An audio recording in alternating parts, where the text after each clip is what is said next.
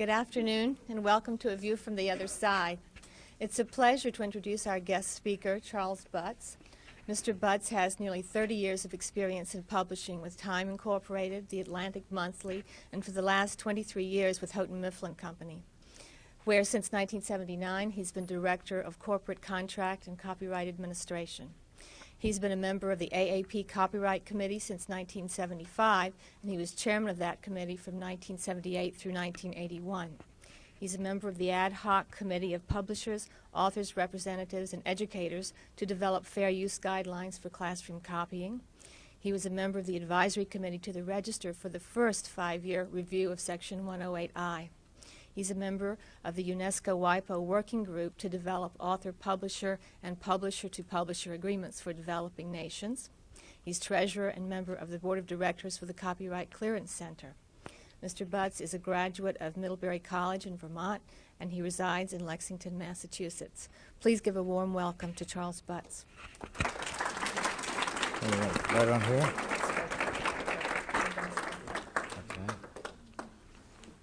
All right, thank you, Jody. I've now been pinned. Well, I'd like to have you all relax a little bit.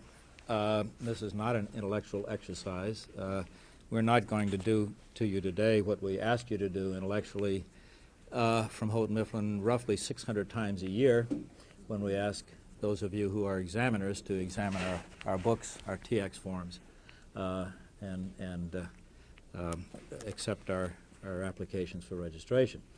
It is a pleasure for me to be here, an opportunity to talk from the other side, as Jody said, and when she spoke to me about it several months ago, I said I'd be delighted to do it, and I would let her know as far in advance as possible the next time I'm coming down to Washington from Boston. Well, that just happened the middle of last week, and so I really appreciate the fast footwork on her part and your part in being able to arrange it for this afternoon at my convenience. So that's just great. What I would like to do today in the time that we have is tell you something about Houghton Mifflin Company and how we operate as much as we can in the time that we have, and I'd like to break it down basically into 3 parts. The first part will be something of the history of what is one of the oldest publishing companies in the country, some of the reasons that we are still successful after roughly 150 years, at least why we think we are successful. Then talk a little bit about how books are published in general terms, because Houghton Mifflin is a diversified publisher in that we publish trade books, fiction, nonfiction. We publish for the college textbook market, for the school textbook market. We publish in the reference field, the American Heritage Dictionary, and we publish software, mostly for the educational market.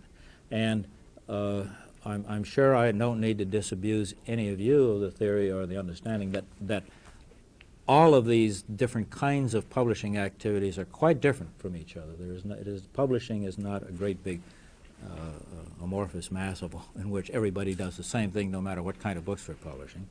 And finally, talk a little bit about what copyright means to us and why we are most interested in copyright. And maybe I have the cart before the horse, because we take the approach that copyright is where it begins. I talk to our people, new people who come into the company and the editorial, and tell them why copyright, why we need information, why we need to know where the work is manufactured. Well, maybe we won't need that very much longer. And what happens to all of this information that they send us. And one of the ways that I start is to say, look, if it weren't for copyright, none of us would be here. You wouldn't have a job. Because if it weren't for the protection that copyright gives this company on the material that we publish, our company would not be able to exist. And it's really the cornerstone or the keystone for our whole area of activity, and more on that later. In 1983, our president and CEO, Harold Miller, spoke to the Newcomen Society of the United States and talked about Houghton Mifflin Company and its history and its place in publishing. and his comments have been published, proper notice, 1985, and I have roughly 35 copies here, which I will leave for those to pick up, and if there are others who want them or pass them around, then I think just please tell Ms. Rush, and I certainly can send some more down. But it started in roughly 1832. Messrs. Ticknor and Fields started the old corner bookstore in the corner of Washington and School Street in Boston. And they started off, and their first publishers were people such as Henry Wadsworth Longfellow, Oliver Wendell Holmes, John Greenleaf Whittier, Ralph Waldo Emerson, Harriet Beecher Stowe, Nathaniel Hawthorne, Thoreau, and Mark Twain. They were also the authorized American publishers of people such as Alfred Lord Tennyson and Charles Dickens. So with that base, we really have a pretty solid line of well-known names in American literature to start with. And it was, at that time, Boston was certainly the publishing center of the country, because shortly thereafter Little Brown started. The company went through a number of transformations, and eventually in 1852 combined with Messrs. Houghton and Mifflin that ran a printing press over on the Cambridge side of Charles River, the Riverside Press. And they then moved on and continued to publish such people as Kate Douglas Wiggins, Rebecca of Sunnybrook Farm, Edward Bellamy's Looking Backward, Henry James, The Portrait of a Lady, and the Bostonians.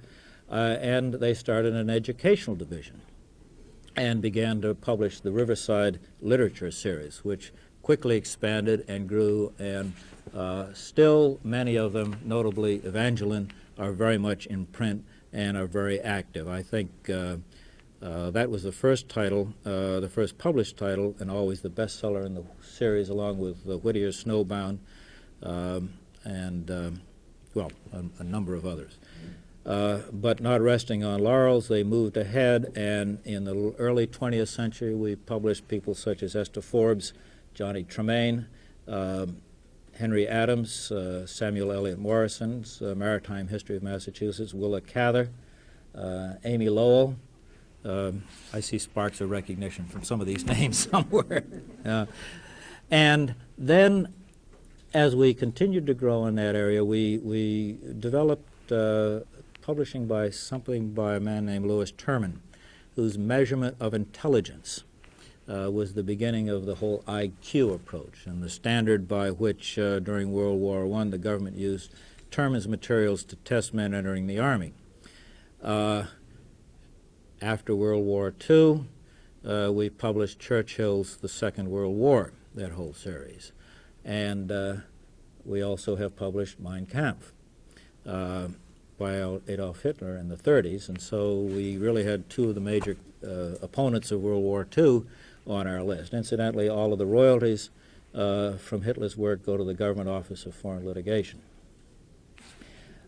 We continued to publish notable figures afterwards, after the war: General Patton, General George Marshall, and perhaps one of the most significant authors that we've published in the last 30 years was a woman who was a marine biologist working for the U.S. government, and who became alarmed by the very widespread damage that was being done by the use of DDT and other long-lasting poisons, Rachel Carson. And Rachel Carson's, who spent nearly 5 years researching and writing and getting ready to do Silent Spring, which came out in 1962, has undoubtedly just turned the whole environmental concept topsy-turvy, and has been the springboard from which so much more has been published in that area. And we're very proud to be her publisher, and it's still very much in print. And it's still a very, very, very fine and oft-quoted work. We also began in the 50s, or even earlier, to publish more books in elementary education, and the McKee Reading Series that became the standard and the basis for what is now made Houghton Mifflin the major publisher of reading programs in the country. was the beginning of a whole new concept of teaching reading by getting words in context.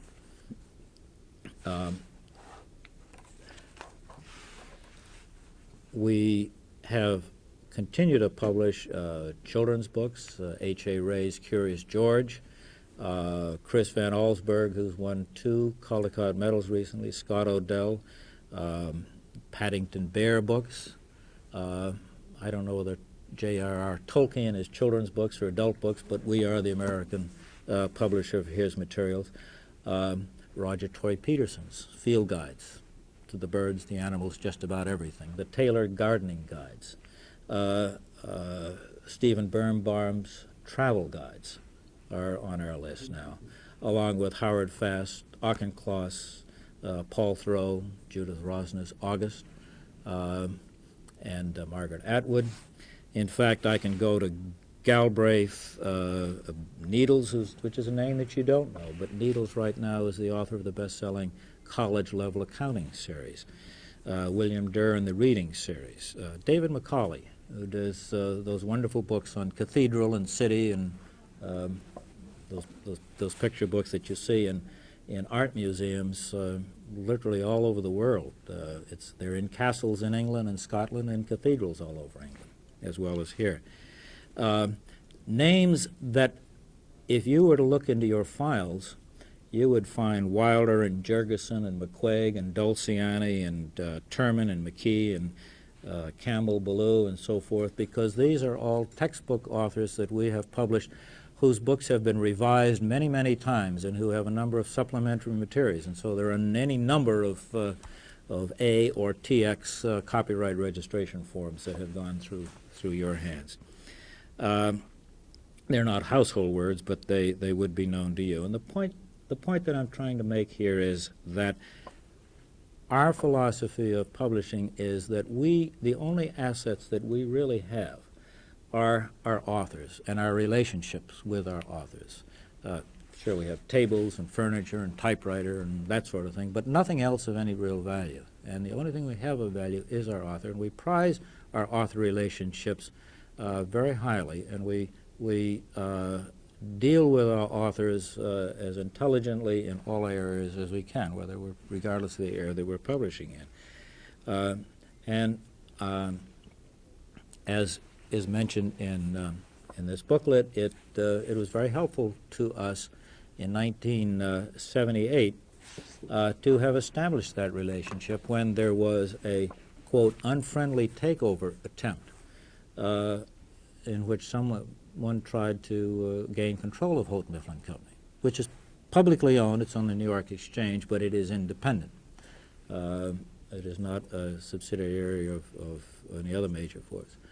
And this outside influence had gained a considerable amount of stock, not controlling, but was getting to the point where it could present a problem, when lo and behold, a number of authors from all levels wrote to that entity and told them in no uncertain terms that they were not about to be published, have their next book published by a railroad.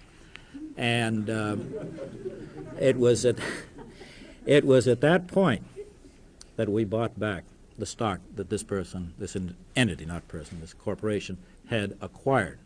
And our author loyalty to us squelched that completely. And it was an absolutely fantastic, startling maneuver that was, in effect, an author revolt, a friendly author revolt, if you were. Well, that kept us that way. Well, we are looking forward into the year 2000 and on in an effort to blend our tradition that I've just been talking about with our efforts to be innovative in our publishing area, and trying to remember, unlike the railroads, that our job is not to run a railroad, but our job is to get people from here to there, or to manage ideas. And the medium is, whatever the media are, rather, whatever it takes in order to communicate those ideas to people, because we are basically first and foremost communicators of ideas. And So with that, the way moving from that into how we are doing that, I'll speak about some of the different kinds of publishing that we do. Our total net sales, as reported in our annual report, is about $275 million last year, which is not the largest publisher, but it's in that top tier, I guess, of top 10 publishers. Of that, about 18% comes from our trade publishing division. The fiction, the nonfiction, adults, children's stories. This is roughly the 10% of the iceberg that appears above the water, that's visible, that people think of when they think of a Paul Thoreau, a Judith Rosner, Margaret Atwood, some of the best named fiction writers, or Galbraith, nonfiction writers of the time, Schlesinger. And trade publishing, sort of a crapshoot sometimes, really, because you have a feeling, seat of your pants feeling, for whether or not a book is going to be successful.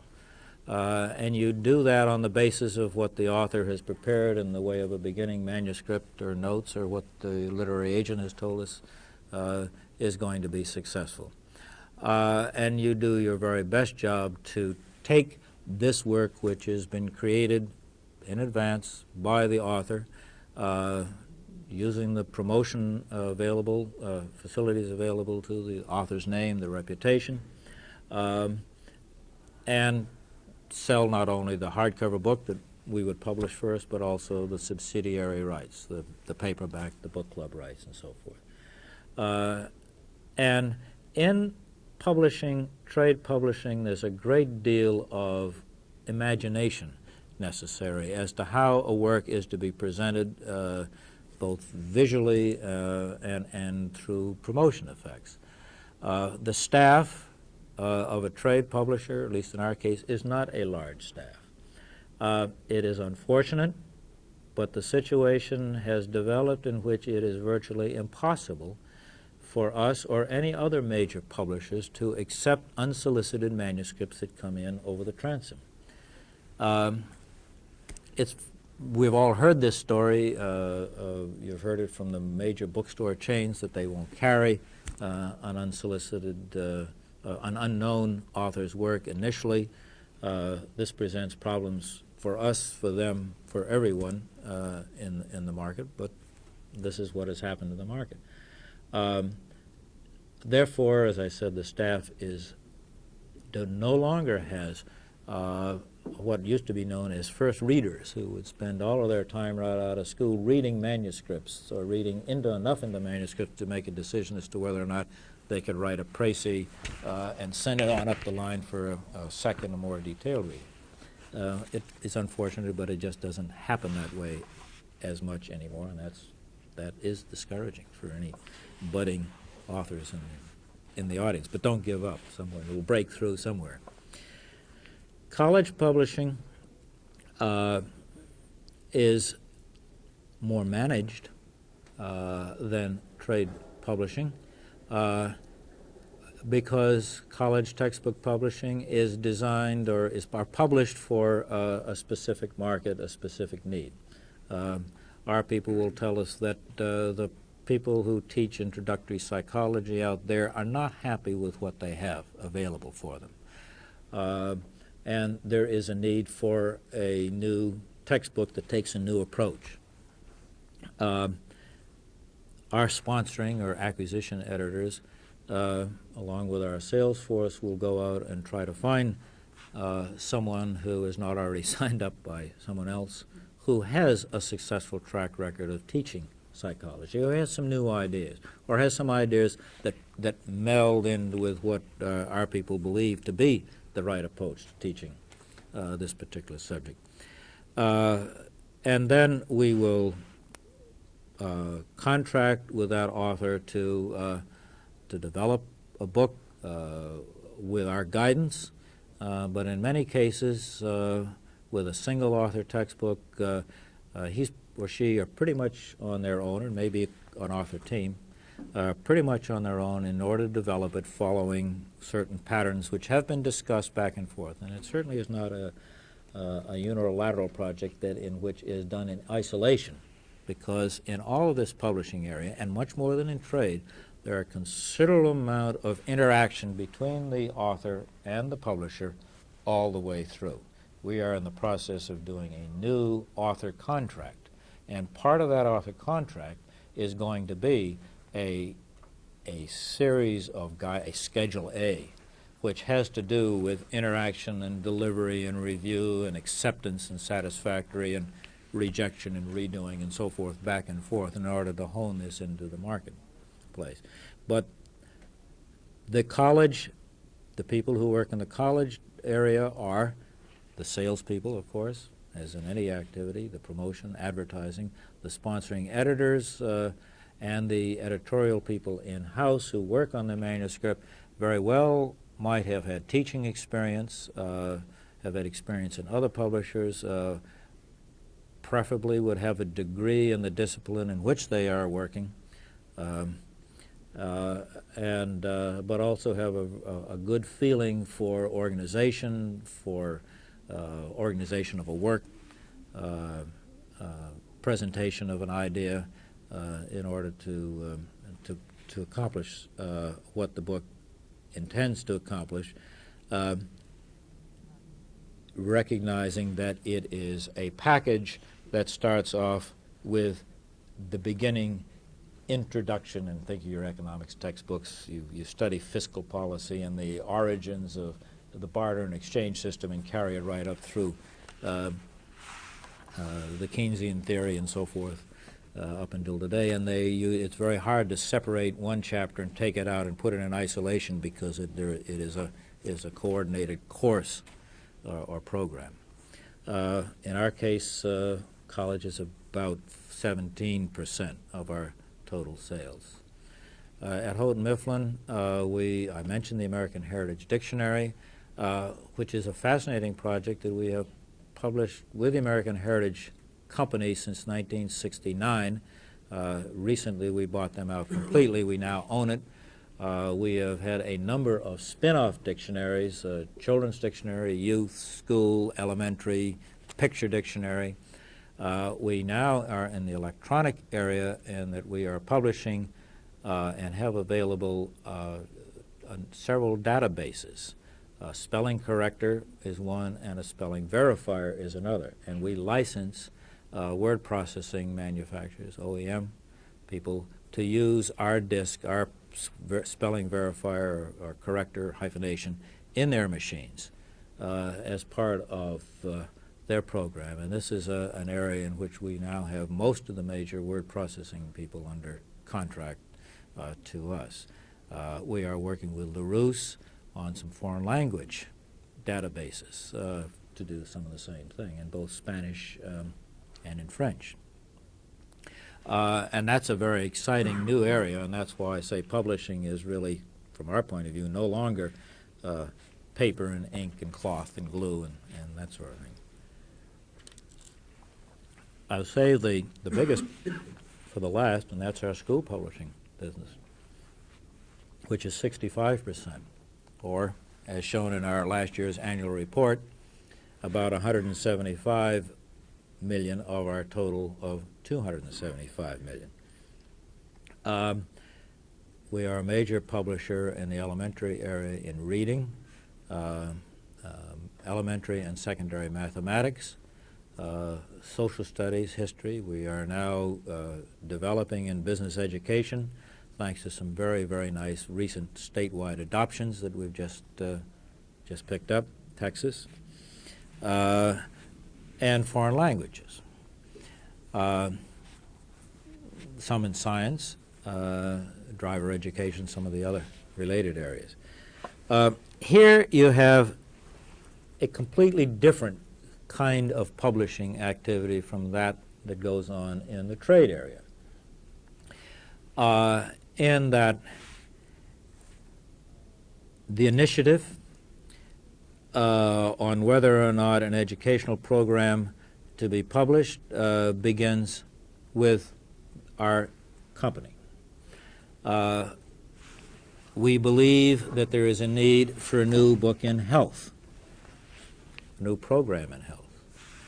And our people will do considerable amount of market research on this, and we'll go out and find a team of authors, of teachers really, not professional authors, but professional teachers who teach the subject. And we will bring them in as senior authors in order to help us organize the kind of course in health that is necessary in order to meet the demands of the market. This will include a considerable amount of material for the teacher. In fact, this is a teacher's edition of a 1987 book, and what I am flipping through here, which looks like about 144 pages, appears only in the teacher's edition, in that it gives information on understanding and teaching notes and exercises, how the book is organized. It gives notes on critical thinking, on analyzing health, growth and development, and so forth, reading materials, extension applications, audiovisual materials, teaching strategies, and so forth. That material, which is designed for the teacher, is primarily written in-house by our editors, along with the authors who have the general concept from their own teaching experience as to how teaching should be taught, teaching the subject should be taught. I'm talking, in this case, health, but this can apply to any subject at the school area. This happens to be a single book for a single year, but it is equally applicable to an elementary reading program which begins in kindergarten and runs through the 8th grade. There's just that many more books, as those of you who are examiners know when you receive the package for registration. It's a whole carton of books.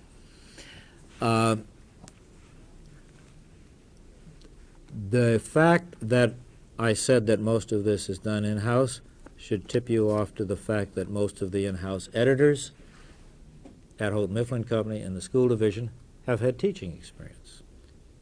Teaching, maybe have been principals, supervisors, because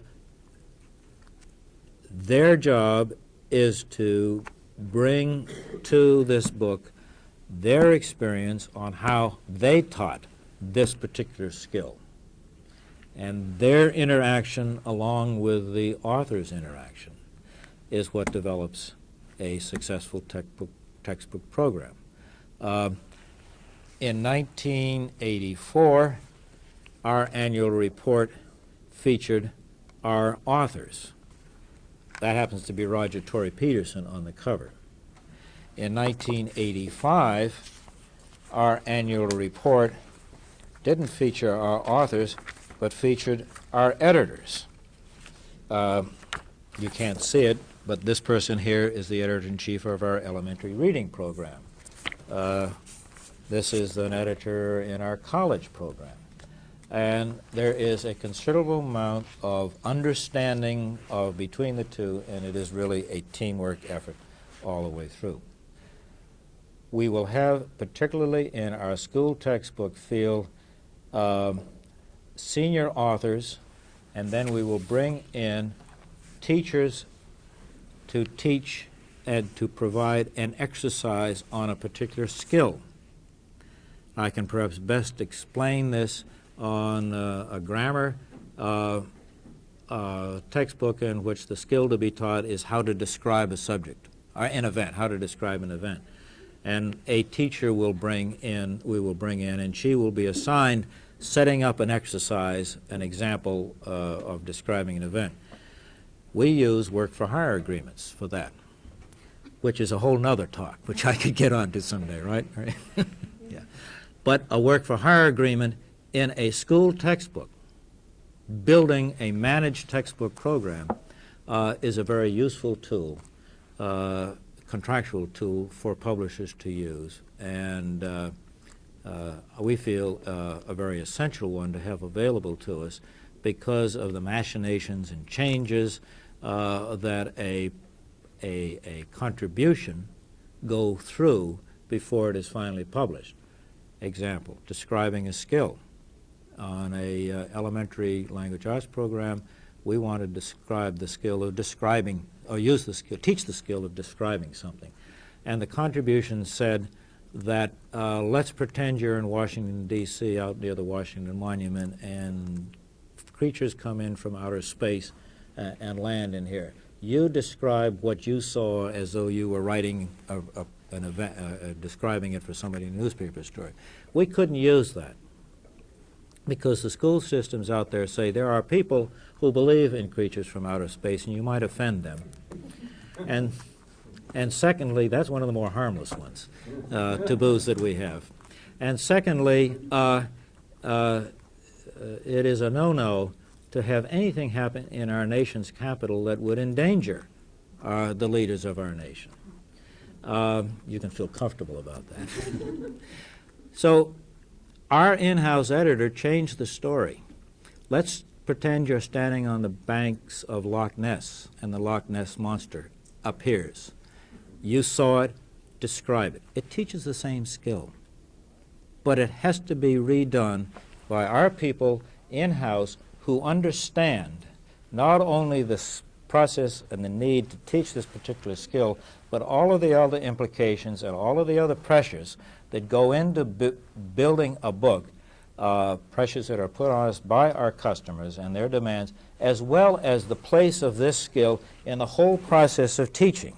Where do you put describing an event in the process of teaching English? What grade level does it appear in? And within what grade level, whereabouts, what time of year, and that sort of. And that is the contribution, and that is part of the creativity that the contributor, that the publisher contributes to it, in concert with the contribution of the senior authors, but also the contributors who contribute text and illustrations and photographs, which we commission, and so forth. The experience there that's necessary in many cases is from having classroom experience. And if nothing else, those are all of the different kinds of publishing that Houghton Mifflin is involved in. I'm not talking magazine or newspaper or newsletter or anything like that, but we are involved in all of those, and so far we've been lucky and seem to be doing well with them. I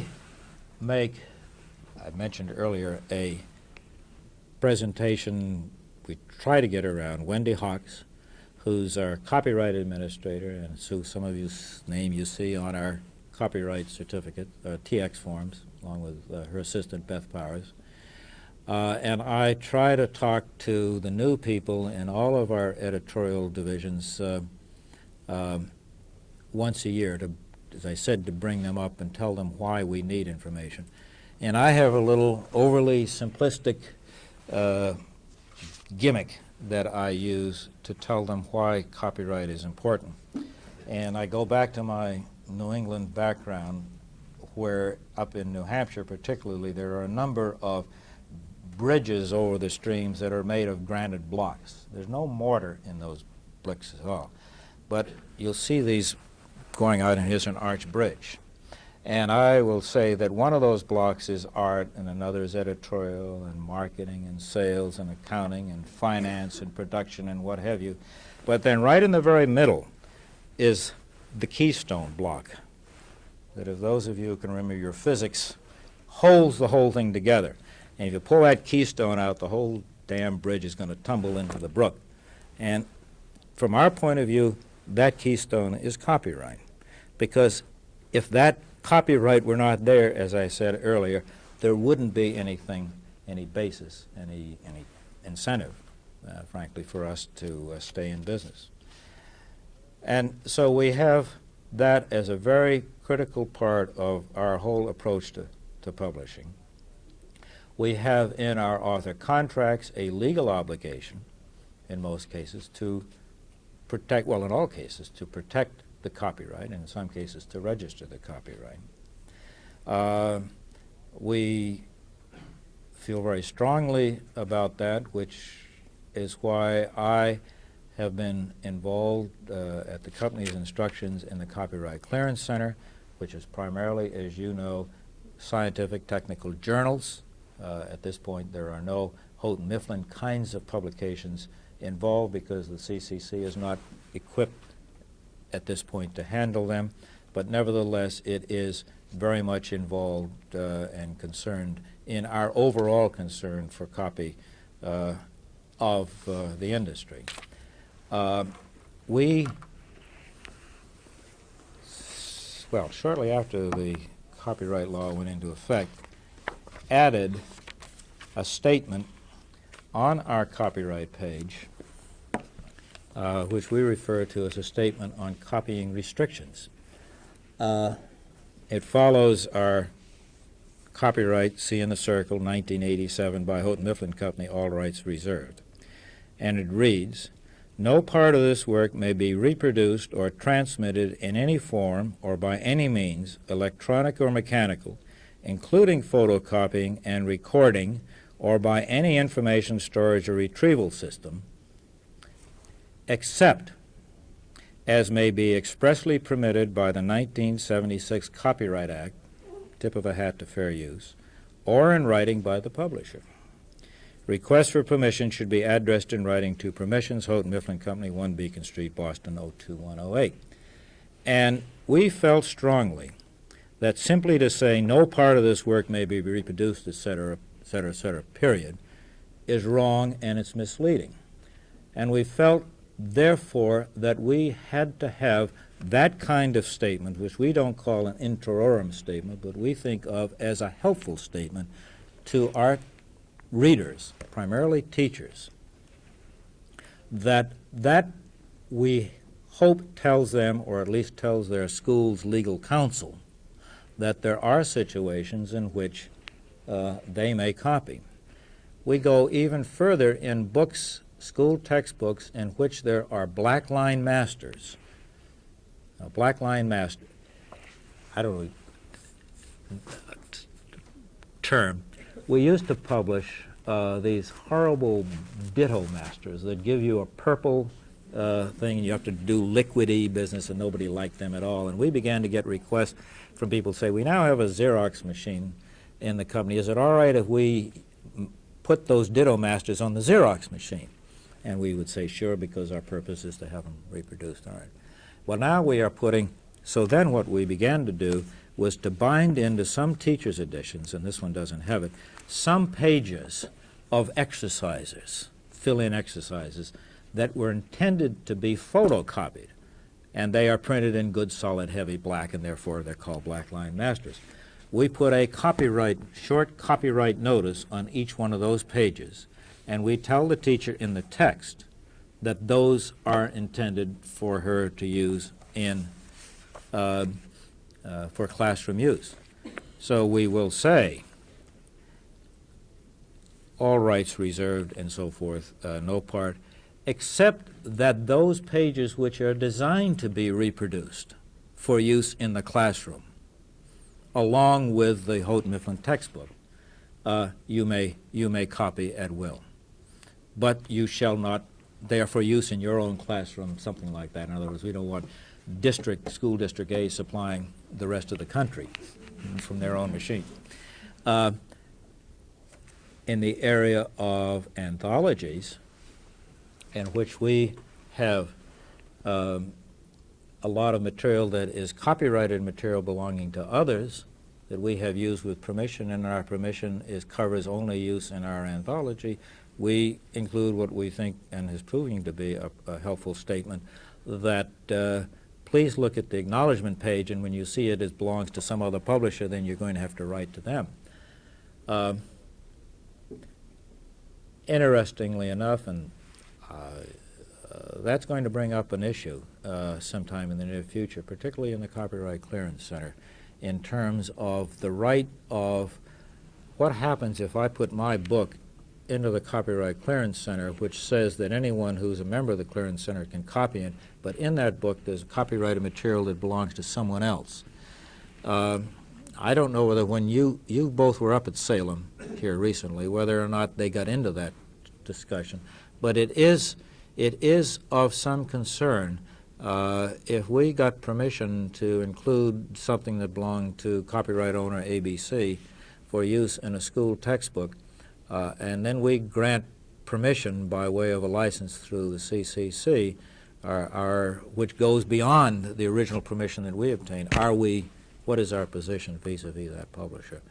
And I think this may have to be worked out with a handshake somewhere along the line, but that doesn't make everybody very comfortable either.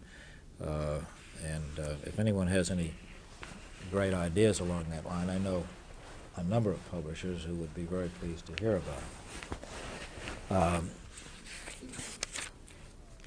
Finally, we depend on you all very heavily, and our dependence has been very fruitful, and the results have been very positive over the last several years. I am told that when my copyright administrator, Wendy Hawks, calls and asks for the real person, the examiner with whom she has dealt and whose name she knows, now she gets an information specialist. And she has discovered, however, that the information specialists are real people too. And we have not suffered at all. It's nice to know the name of the person with whom you're talking, and you do find out, but I mean to be able to call John Jones or Mary Smith or whoever it might be and ask a question, and we've always got very, very helpful reactions and expressions, results of this. We register about 600 new titles a year, and as you can imagine, being 150 years old, we have a number of renewals that are coming up every year, and I think you're going to get about 200 of them this year. In fact, you've already got some of them. We're getting down to the wire on the end of 1986. We've had some, what we do is this. Early in the year, we will go and search our files for all of those that are due for renewal this year. And we will then check with the editorial department as to whether or not the company is interested in retaining the rights to the work. And we will also check with the authors or the author's heirs as much as possible. But we gradually, as we go through the year, sift down, and we now have just a handful of works in which we can't find, have had no response from the author or the author's heirs or estates.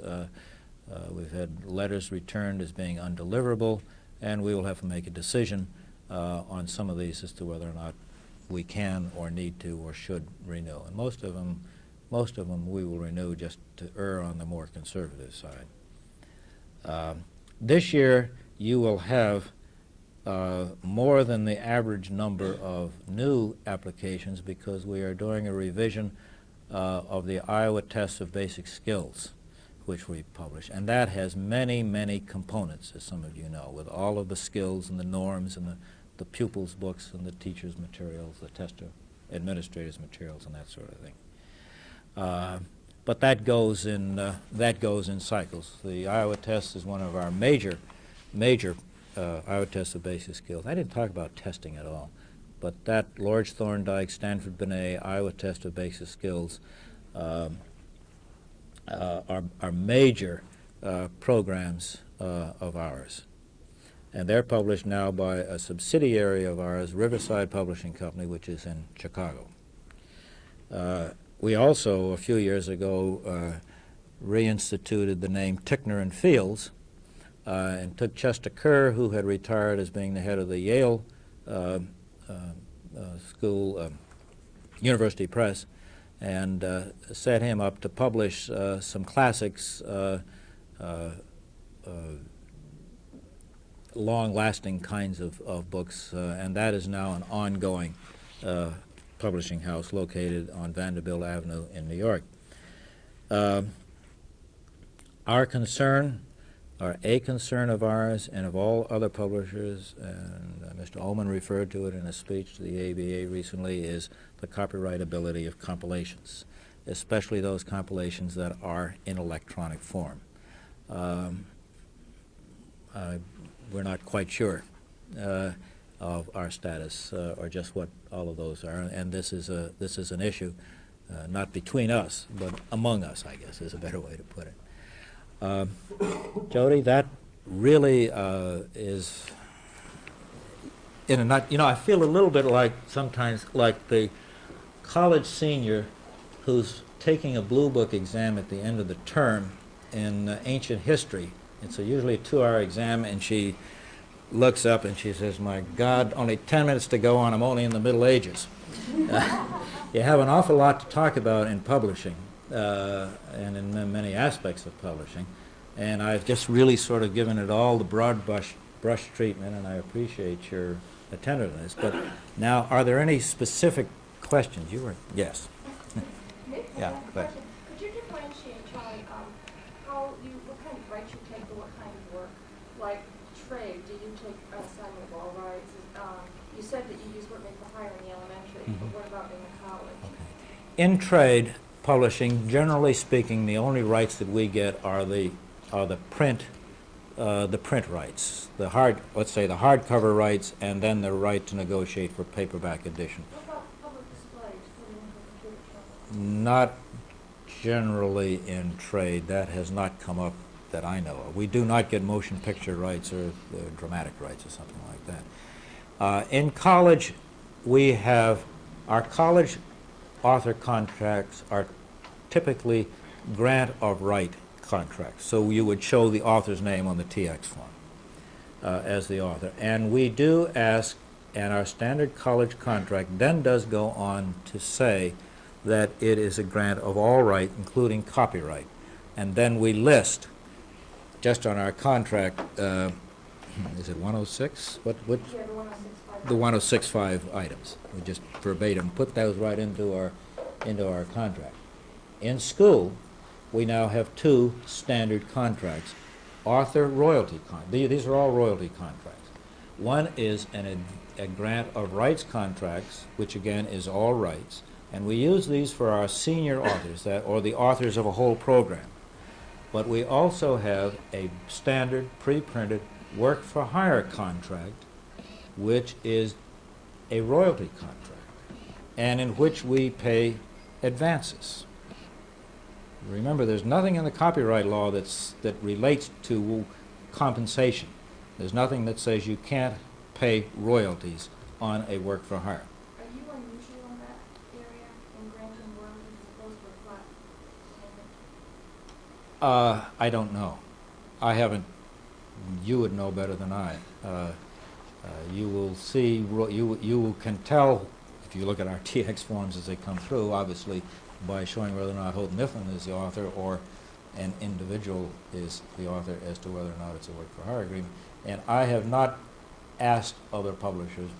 Well, I don't quite bother. But now we also have. I mean, that's our business. No, but the question was that people who criticize working for hire agreements say that you get a flat one-time payment and you're not paying on a per-use basis. If you're in a royalty contract, you are. We obviously, when we go to an individual illustrator or the teacher who prepared the Creatures from Outer Space landing on the Washington Monument, to do an exercise or a section in a book, we do use a work for hire with a flat fee in that case. To separate out her total percentage of the total royalty is impossible. There was a question over here somewhere?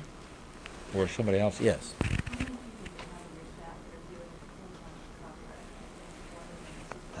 I have a copyright administrator and an assistant, and that is full-time in terms of filing copyright applications. We receive 2 copies of the work.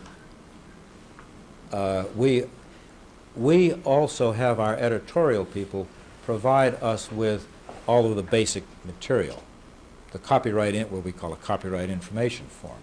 in terms of the names and nationalities of the authors and the place of manufacture and the title. We receive from our inventory control a computer printout daily that gives us the name, the titles of the work that are published on that day. That gives us our publication date.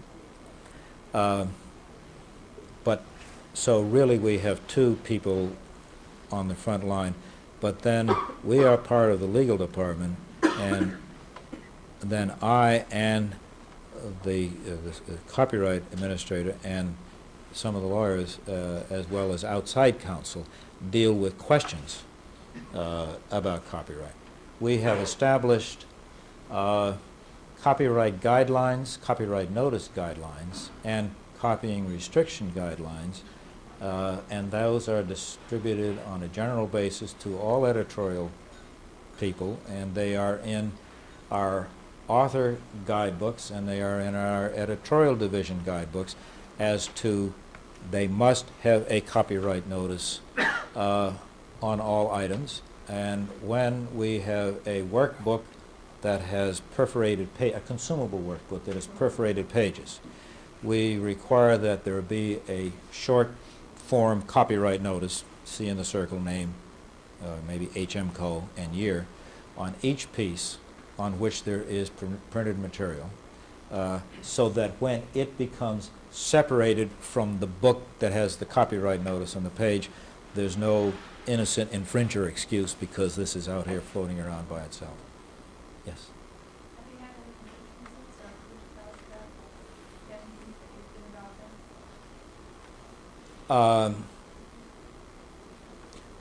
in? We are one of the plaintiff publishers in the Stark, is it the Ben Stark case? I think, isn't that the name, that West Coast person who, that has just been settled, and Heather Florence from Bantam was leading the charge on that one. Frankly, there are a couple that are in the works that I'd rather not, shouldn't talk about, but we really don't sue our customers very often. For obvious reasons. Yeah. We do write letters, and very frankly, the best example is one that I can think of, is one in which we learned that a teacher was photocopying pages from the book, and the principal of the school happened to tell one of her people how wonderful this teacher was because she had kept down the school budget. He didn't happen to look at his overhead budget, which included the cost of the Xerox machine, which was way up. So, you know, reasonable people. I'm aware. Yes? You said earlier that your editors may shift the location of the story from Washington to Scotland. Well, in that case, if you claim that editing, there's a certain presumption that the editor really did contribute to some substantial amount of text.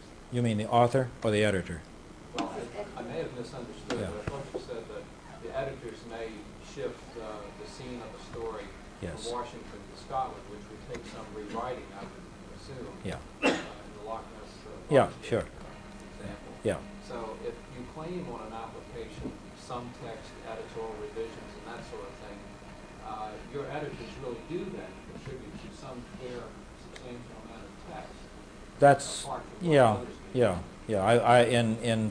yeah. In the school textbook area, I think that is probably true. I'm sure it is, yeah. And that would be reflected on the application, I would hope. But there is It should actual be. writing by the editors. Yes, could be, yes. You mentioned the difficulty with databases. Is Houghton presently registering the database? No, we're not. We're not registering at this point, or any of our software. We do other software, but most of our other software is designed, is for the educational market and is supplementary or ancillary material to support a basal textbook program. And one of the reasons that we don't worry too much about that is because that material that's on the software also appears in print form, which we do register. So we feel that we have the underlying product registered. Go ahead, Eric. We've recently they tried to, an aborted effort, I guess, to try to raise the fees. Yes. Do you think that in view of your use of the certificate in your infringement cases and so forth, and the number of registrations you make, that a higher fee than is now in effect would be a substantial burden for your company? It would increase our costs. I did do the arithmetic on it, and I just told you that we register 600 applicants, so you could figure it out yourselves. So it certainly would increase. To dissuade you from registering? Yes, it might, in some cases. Our contracts, under our standard trade contract, we are required to register. Most of them say, and one of our obligations is to register. In our school contracts, we do not have that language. So we might opt not to. Or I suppose the renewals where you were questioning whether or not to renew. Yeah. I philosophically, Houghton Mifflin would probably continue to register in most instances. The dollars are, in terms of the total picture, it's not a major expense. So I didn't register, then some people have suggested you wouldn't need an additional person and you could register, but I'm not sure I go along with that either. I'll find something for it to do. But, yeah. What plans do you have going into the electronic format? Are you going to be going more electronic in any of like the college or elementary kind of materials you're not getting out there? It's now in print. I don't really know, Maribeth, whether we will, if you're asking whether or not we would go into electronic rather than on print, then I don't think so. We took a flyer here 2-3 years ago at some freestanding electronic products on the retail market, and we've backed off of it, and we have gone back to doing what we know how to do, which is publish books and manage information that way. But we will continue to use the electronic medium as an instructional tool so long as there is a demand out here. This morning, I went to a briefing breakfast put on by the Congressional Institute for the Future on illiteracy. This Congressional Task Force on illiteracy, led by Representative Tom Talk of Iowa, Senator Gore, Senator D'Amato, and others were there. And one of the comments that was made was how rapidly some students are learning to read using computers. Is faster than other ways, said a woman who runs the literacy program in Philadelphia. Madeline, something like that. I don't think computers all by themselves are necessarily an end unto themselves, but because you can mismanage a computer as well as you can mismanage the automobile that you're driving down the wrong side of the street. But as a medium that is capturing the attention and that has some very, very viable attributes, as an instructional vehicle, yeah, we will continue to move into that, and we think that is where we belong, dealing with its proper place in the whole business of instructional program. Have you had a chance to look at the burn implementation legislation that Senator Bias introduced today, and do you have any comment on that, and especially on the recapture provision? I told Carol Risher on the telephone yesterday that we'd back the AAP's position. Okay, so I've seen it, and I would have to say that we were among the publishers who were concerned about the moral rights issue in it, as you can imagine from what I've just been saying about our interest in work for hire. But I think this is is coming. I think it's major. I don't have any problems with it, real problems with it, subject to all of that. But if it did have a moral rights provision, I think we would have, I don't mean, I wish there were another word. It sounds like I'm against apple pie, Boston Red Sox, motherhood, and all the rest of those things, to use that word. But it would impair us in the way we now do business in the school book area, where we feel that we must have control over the contributions to our textbook in the same way that General Motors has over all of the components that it purchases from outside independent people to put into its automobile, whether it be tires or gear shifts or chrome, that are done to their specifications in order to work properly as General Motors wants them to work in order to make their automobile run the way they want it to run. And we feel we have the same kind of responsibility to our authors and to our customers to have the freedom to buy from independent contractors all of the components, whether they be commissioned art or commissioned text or commissioned photograph, to put into our managed program of instruction, systematic instruction, in order to develop the product that answers the needs of our market.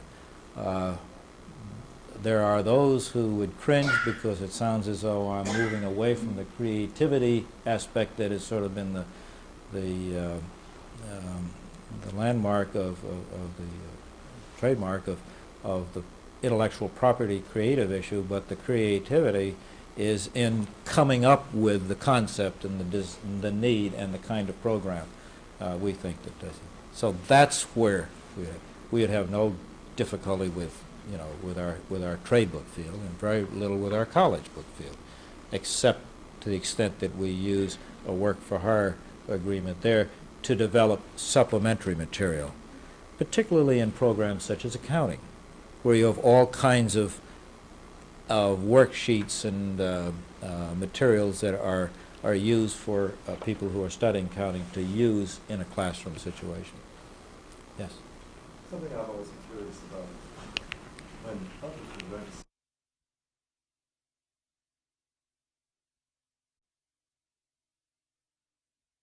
It might be a very little. Updating last presidential election, or the last country that was acquired by Russia or something like that. It could be pretty small. We feel it has to obviously has to be more than cosmetic, right? And one of the problems you touched a very difficult problem.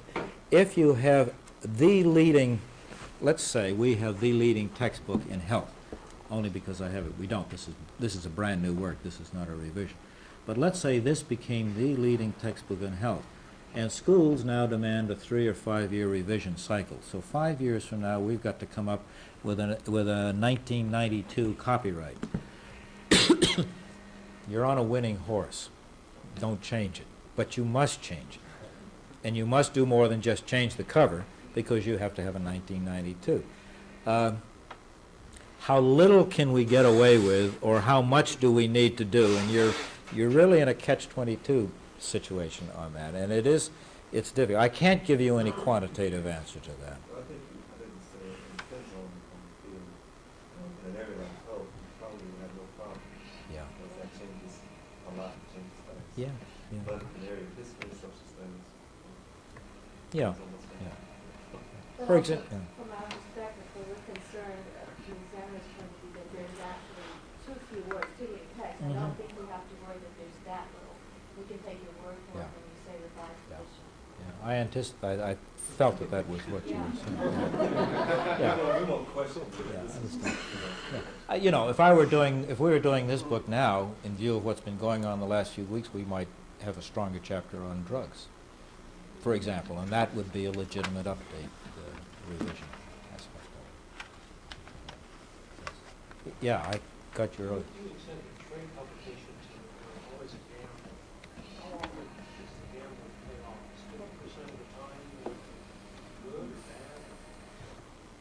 I think that's fantastic.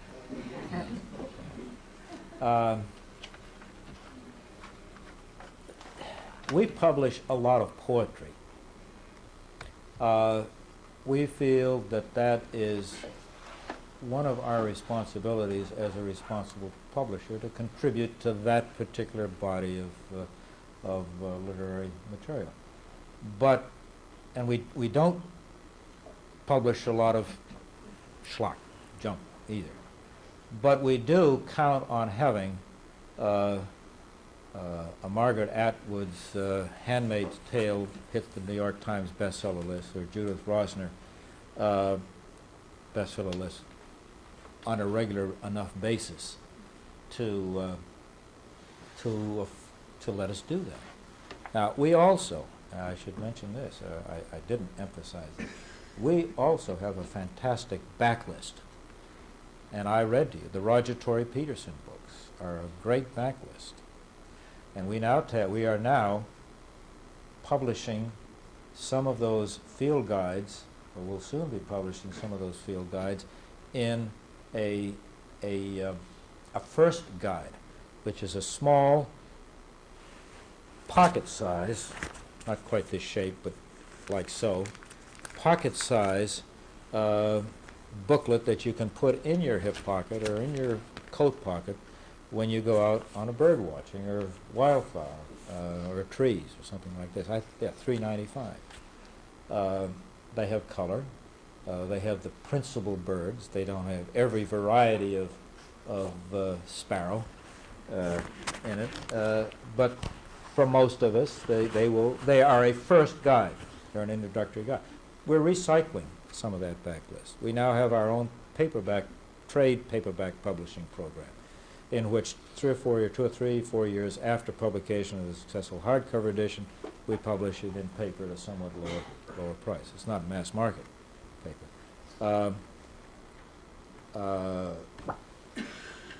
So I think your 50% hits would be great. The leading hitters in the American League are 350 right now. So yes. You indicated that you felt that copyright is the keystone of your industry. How important, therefore, is the registration process to that? Well, if there was no registration system, what would be the effect on your industry? Well, I don't know. Registration is a prerequisite to suit. I just said we don't sue that often. That has changed the revised legislation. It would. Yes, it would. Yeah, and we've talked about that both within our company and with the Publishers Association as to what that would mean. And frankly, at first, a lot of people threw up their hands and said, "Oh, we can't register." And then they thought and said, "Well, it isn't that." It isn't that important to us, perhaps, on a regular basis, if it is not a requirement. So long as it's a requirement, then I guess you would continue to do it. I don't know if that answers your question or not. Yeah. Yes. But how important is registration to you when you are using other copyrighted works in the anthologies and so on, in order to determine that you are dealing with the copyright, particularly if things have changed? Well, we don't go back and verify, check the registration of someone who says he or she or his company is the copyright owner. We have in our permissions request form a warranty clause in which they warrant that they have the right to grant this use, and that's as far as we go on that. Registration was very important at the time of the AAP suit against the professors at New York University 4 years ago? 82, was it really? All right, because at that time, as some of you remember, someone went to the bookstore, the commercial copy shop across the street from NYU, bought a copy of anthologies that had been placed there by faculty members, or had the faculty members, and identified pages. And there were 2 Houghton Mifflin books that appeared. One was a trade book and one was a college textbook. The identification process was difficult because, unlike a magazine, you don't put your published company's name on every page of a book. But they were identified, and then obviously we came back and the registrations for all of them were checked out before the suit was filed to make sure that they were valid registered. So in that case, that may have, I've forgotten that when you asked the question. But in that case, because prerequisite for suit, exactly. Sorry. Yeah. Well, I don't want to keep you from getting those fine books through the. But I'd be very happy to chat with you as you'd like. I really do appreciate this opportunity. I hope it's been useful to you. I hope I haven't confused the issue in any way. And if some of you come up to Boston sometime, let me know if I'm available. I'll be glad to give you a view from the other side, which is from the 33rd floor at 1 Beacon Street, overlooking Boston, right next to the State House, next to the Parker House. And we'd love to see you and appreciate all your good work on our behalf. It's very important. Appreciate it. And don't forget these.